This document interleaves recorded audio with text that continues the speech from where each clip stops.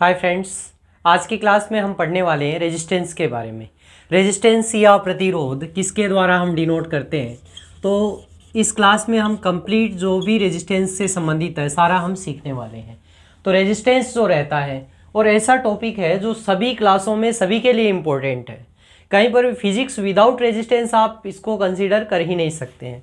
तो रेजिस्टेंस किसके द्वारा हम डिनोट करते हैं? आर के द्वारा, हम कैपिटल आर के द्वारा इसको हम डिनोट करते हैं। इसका जो यूनिट होता है, मात्रक होता है, वो क्या रहता है? ओम के द्वारा हम इसको कहते हैं ओम। ठीक है, इसके द्वारा हम इसको व्यक्त करते हैं। और किस प्रकार से इसका डिनोटेशन होता है, ये इसका डिनोटेशन है वो रहता है।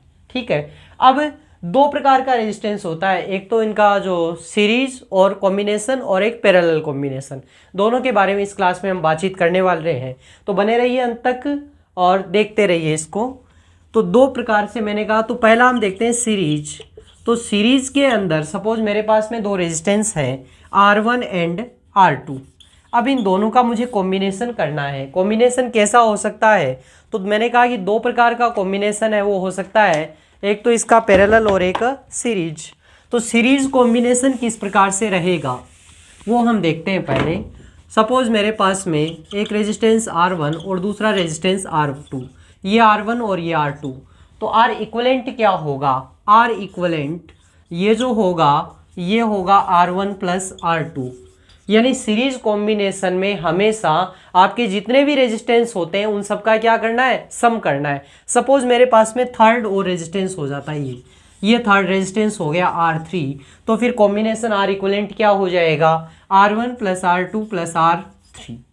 ठीक है, ये हमारे पास में क्या हो गया? इनका सीरीज कॉम्बिनेशन। अब हम देखते हैं कि अगर ये कॉम्बिनेशन सीरीज ना होकर पैरेलल हो जाए तो R इक्वलेंट कैसा अपने को मिलेगा?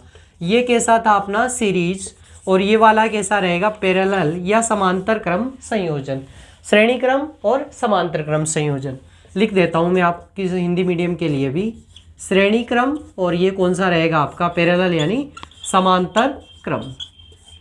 स्थिति क्या रहेगी इसकी? तो स्थिति इसकी जो रहने वाली है, तीन रेजिस्टेंस है, 1 2 और ये अपना थर्ड वन, तीनों रेजिस्टेंस है। इसको मैंने यहाँ पर किसी बैटरी से जोड़ दिया। ठीक है, अब तीनों मैंने कहा पॉइंट ए और ये पॉइंट बी। अब देखो पता कैसे चले कि ये सीरीज है या पैरेलल है? तो इसका पता ऐसे चल रहा है कि देखो इसमें ए और बी, ये जो नोटेशन अपन ने दिए, ए और बी के बीच में तीनों क्या है? समान रूप से जुड़े हुए हैं। अब इसमें अपन देख सकते हैं कि ए और बी के बीच में दोनों के टर्मिनल सेम रूप से जुड़े हुए हैं। तो देखते ही समझ में आ जाना चाहिए आपको कि ये कौन सा है? पैरेलल कॉम्बिनेशन है, और ये वाला क्या है? सीरीज कॉम्बिनेशन रहता है।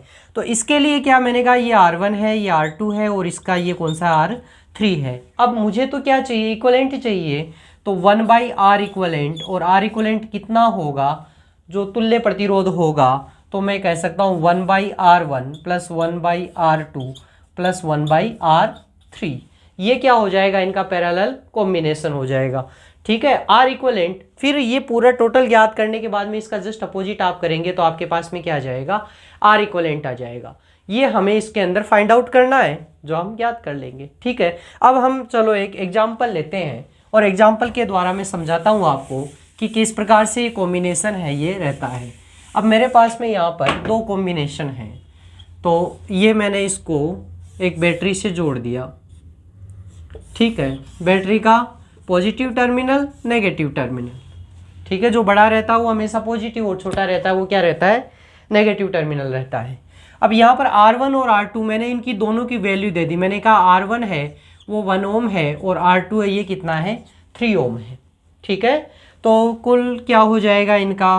तो R इक्वलेंट कितना हो जाएगा? तो हमें क्या करना है? दोनों को सीरीज कॉम्बिनेशन दिख रहा है यहाँ से अपने को, तो सीरीज कॉम्बिनेशन है, तो हम क्या करेंगे? इनके मान को सीधा जोड़ेंगे।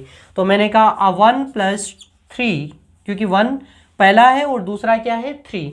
अब यहाँ पर ओम लिखने की आवश्यकता है क्या? नहीं आवश्यकता है, लास्ट के अंदर आप लिख दीजिए। तो R इक्वलेंट कितना हो जाएगा? 1 प्लस 3 कितना होता है? 4 ओम। ठीक है, ये आपका कंप्लीट हो गया। R equivalent is equal to 4 ohm. Very simple, बहुत सिंपल है। अब अपन अगर मैं यही सेम जो है इसको मैं पैरेलल कॉम्बिनेशन में ले लेता हूँ, तब हमारा कैसा आर इक्वलेंट हो जाएगा। अब सपोज यहाँ पर मेरे पास में दो हैं, तो एक रेजिस्टेंस आर और ये दूसरा रेजिस्टेंस R1 और R2। मैंने कहा ये कितना है 1 ओम है और ये कितना था आपका 3 ओम था, यही बात हुई थी अपनी। तो अब आर इक्वलेंट, ये तो सीरीज़ के लिए था, अब सीरीज़ तो है नहीं, तो मुझे क्या चाहिए इसका पैरेलल। पैरेलल क्या हो जाएगा 1/R इक्वलेंट, और आर इक्वलेंट कितना हो जाएगा 1 कितना मान है पहला 1 ओम, तो 1/1 + 1/3। अब इसको आपको, आई होप कि आपको एलसीएम निकालना आता है, छोटी क्लासों में सीखा होगा। और मान लो कोरोना में चला गया एलसीएम, वो भी कोरोना हो गया उसको, ऐसा अगर लगता है तो मैं बता देता हूँ आपको। दोनों का माध्य कितना, ये कितना हो जाएगा एलसीएम इनका 3, तो 3 यहाँ पर हो गया। अब इसका भाग लग गया 3 बार, तो ये किससे मल्टीप्लाई करना, इससे, तो 1 × 3 प्लस, देखो ये 3 है तो 3 में 3 का भाग जा रहा है एक बार, तो 1 से किसको मल्टीप्लाई करेंगे 1 × 1, तो कितना हो जाएगा 1 × 3 3 + 1/3, तो कितना हो गया 4/3। अब बहुत से गलती ये हो जाती है, हम कह देते हैं सर आंसर तो आ ही गया ना, 4/3 ohm is the answer of this one, but you are wrong, क्योंकि यहाँ पर क्या था 1/R इक्वलेंट था। हम जल्दबाजी में सब कुछ करना भूल जाते हैं और हमारा न्यू टाइप का क्वेश्चन गलत हो जाता है। ये मेन एग्जाम्स का क्वेश्चन रहता है, जो नेट वगैरह और जो भी एग्जाम आप 12th बाद में देते हैं उनका भी ये प्रमुख क्वेश्चन रहता है। तो आर इक्वलेंट क्या रहा, तो आर इक्वलेंट देखो, अब ये क्या था हमारे पास में 1/R इक्वलेंट। अगर आपने ये लिखा है तब आपका ये सही होगा, नहीं तो फिर दिक्कत हो जाएगी, ठीक है। तो ये अभी तो ये अपोजिट करना है ना, तो 1/R इक्वलेंट, तो आर इक्वलेंट कितना हो जाएगा, तो जस्ट इसको अपोजिट कर दीजिए 3/4 ओम, ओके, क्योंकि रेजिस्टेंस आपने ज्ञात किया है तो ये होगा 3/4 ओम। और अगर इसको पॉइंटों में फाइंड आउट करना है तो 7 टाइम्स, ठीक है, 0.75 ओम, ठीक है। ये हमारे पास में क्या हो गया, देखो कितना बड़ा डिफरेंस आ गया आपके पास में। आपने जब सीरीज में था तो कितना ओम था आपका 4 ओम था, और अभी जब पैरेलल में हो गया तो वही 4 ओम कितने पर आ गया 0.75 ओम में। This is the main difference between series and parallel combination. I hope आपको ये जो रेजिस्टेंस का जो भी था वो समझ में आया होगा। तो आपको अच्छा लगा है तो शेयर तो बनता है, ओके। मिलते हैं नेक्स्ट वीडियो के अंदर नए टॉपिक के साथ।